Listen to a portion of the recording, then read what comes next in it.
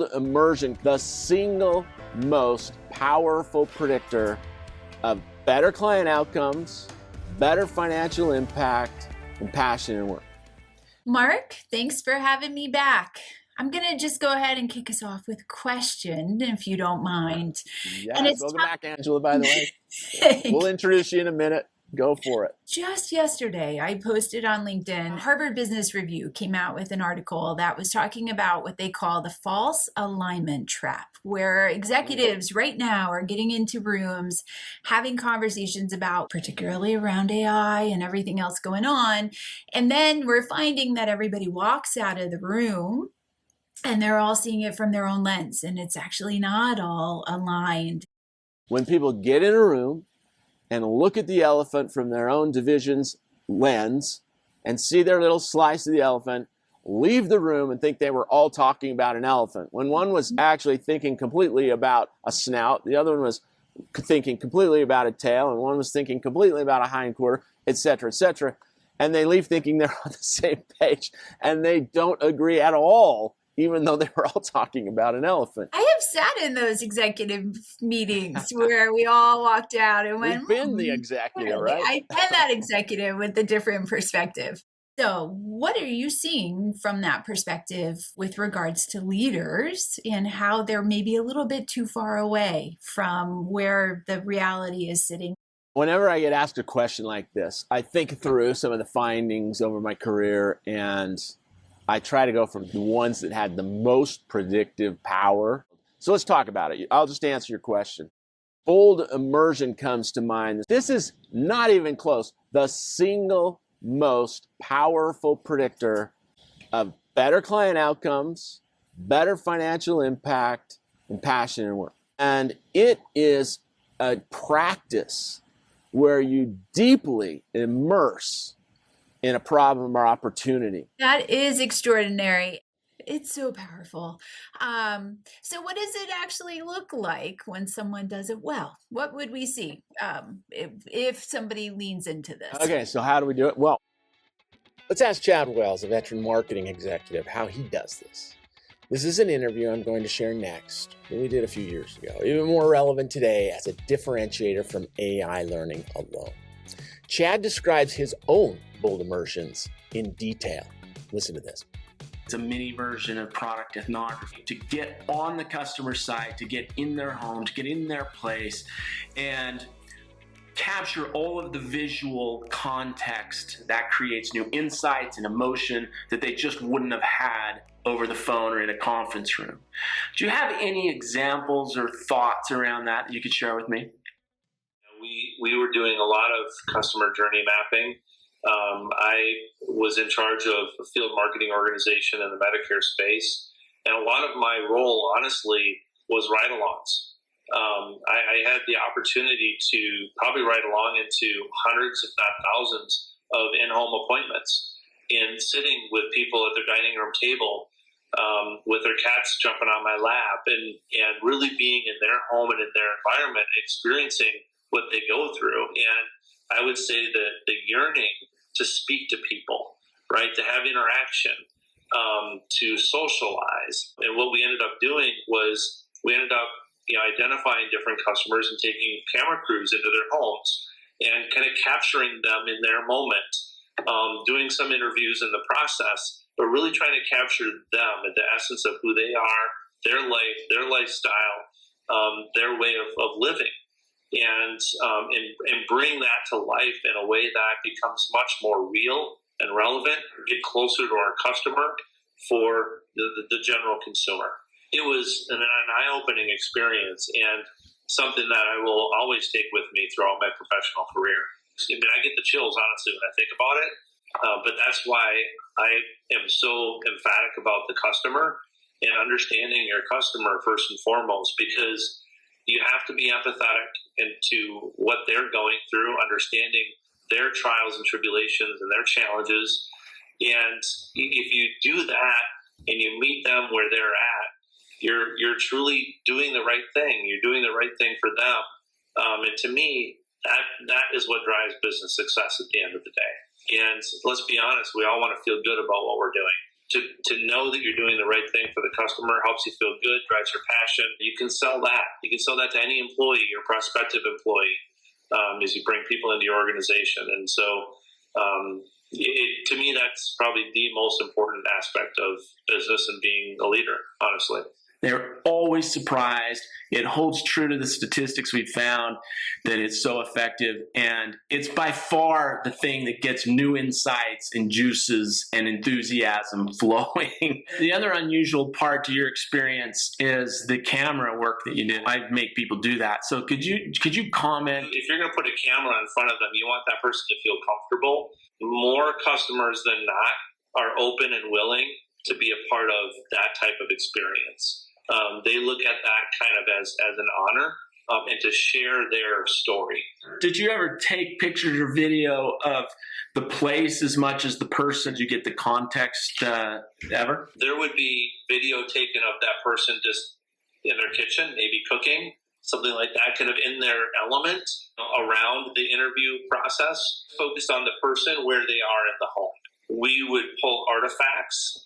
So if we did a piece on a customer, we may show some additional artifacts. Can I give you one other example? Yeah, go for it. Because it's not even just the customer, but it's also your agents and what they experience and what they go through, right?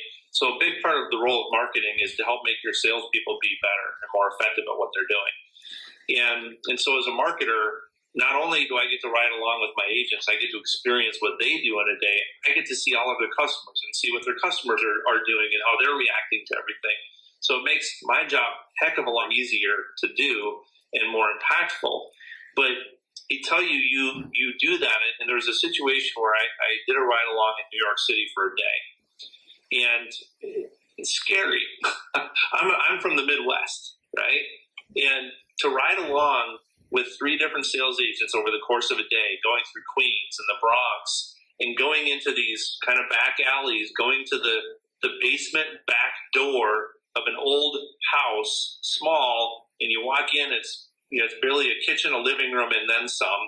And you're going, this is scary, right? And you're with a female sales agent in their mid-30s, and they're going into these places that I'm scared to go in, and they're doing this by themselves every day, right? And so it really does help you better understand the nature of who and what you're really dealing with.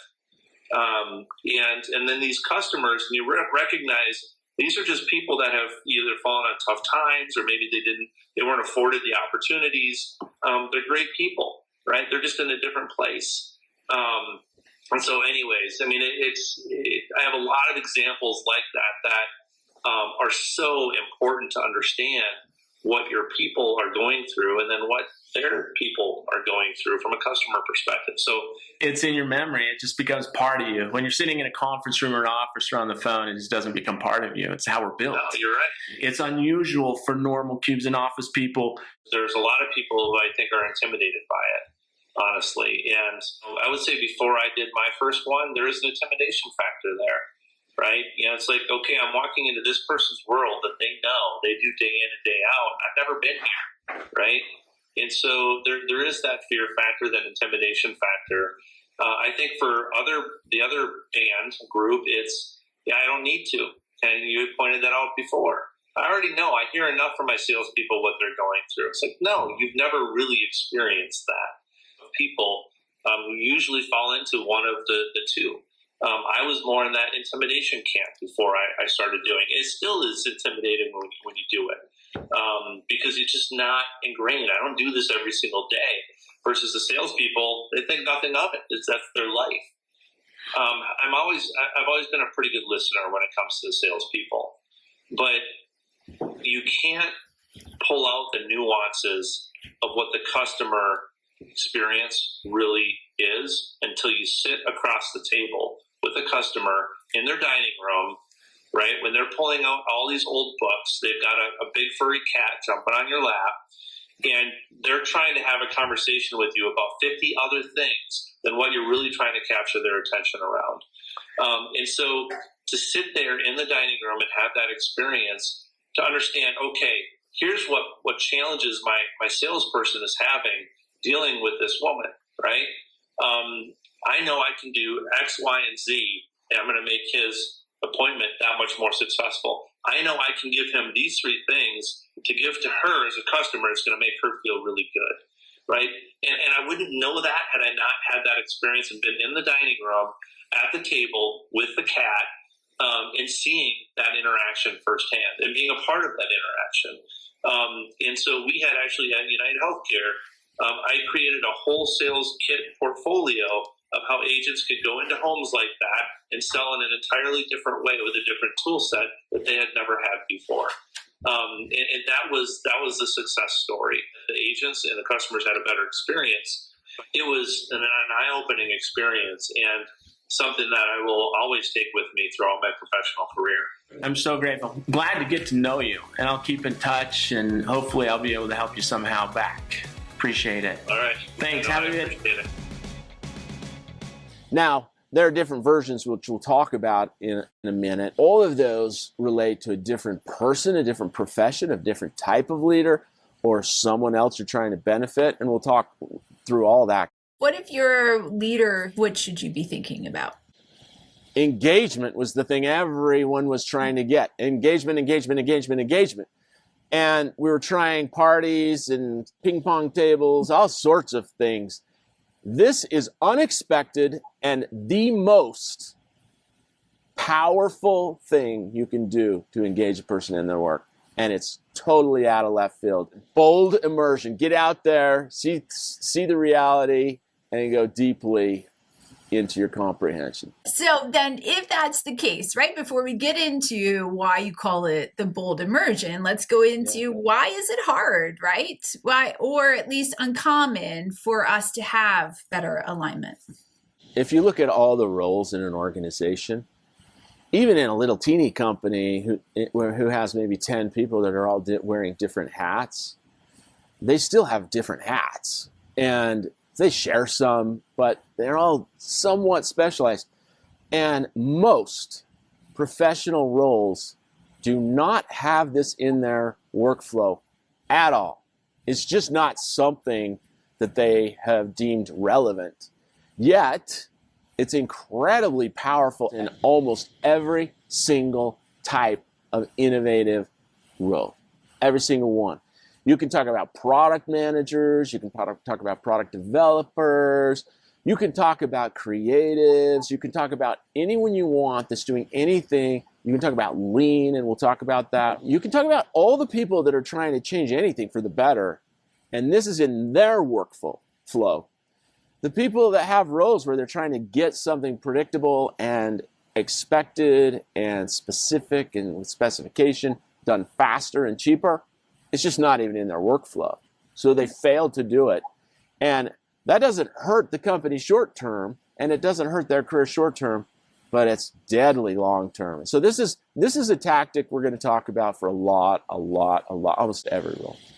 I love it. Love it. I was just talking about roles earlier today with clients and really getting down into understanding how we're showing up. So you're right on track with conversations I had earlier today.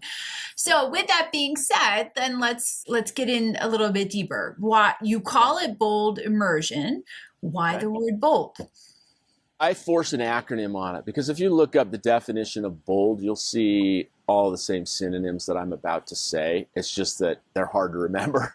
So I used powerful synonyms that actually work with BOLD so that I can remember how to talk about the elements of the word bold. But the word bold is a powerful word. It's a very positive word. If it's too bold, it's aggressive, and we don't like that. But you have to add the word too in order to make that happen. If it's just bold, it's just good. And the reason it's so good is the being bold is brave. Like if you're just doing the same thing every day and you don't dare to do more or do better. Join us for part 2 in this series on boldencounters.tv, on Spotify, or on Apple Podcasts, or even on YouTube and every other major podcast app. Join us now for part 2.